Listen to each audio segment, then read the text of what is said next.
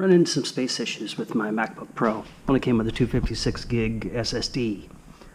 So, having issues when I'm doing picture editing or trying to bring pictures in or movie editing. It's just running out of space. So what I think I'm going to try is taking a portable or an external SSD, plugging it into the USB 3 port on here. I'm going to see what kind of throughput I can get from the USB 3 over to this SSD. Just popped up to Best Buy. Wanted to get in there before the Black Friday sale. They had this on 1 terabyte for $139.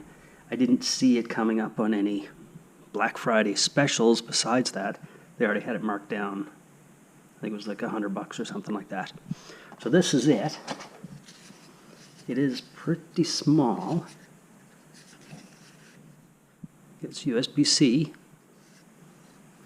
and I should just be able to, if this works out for me, I'm going to take some double-sided tape and just stick it on the back of the case, because it is pretty light. There's not much to it. So it's 1 terabyte Samsung SSD that had pretty good reviews. Decided to go with that.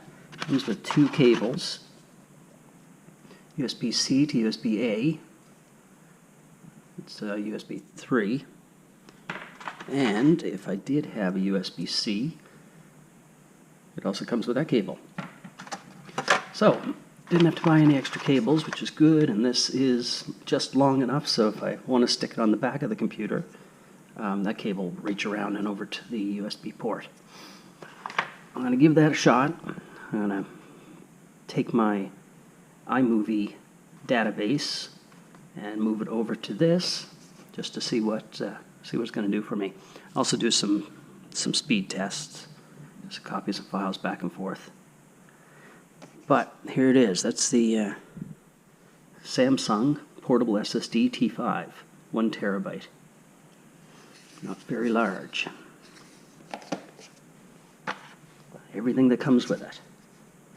So for $139, I thought it was worthwhile at least trying this. It's a little slow. It's still not a bad thing. I can still do some editing. But we'll see how slow it is. Worst case, it'll be used just for backups and storage, or not for backups, but for storage.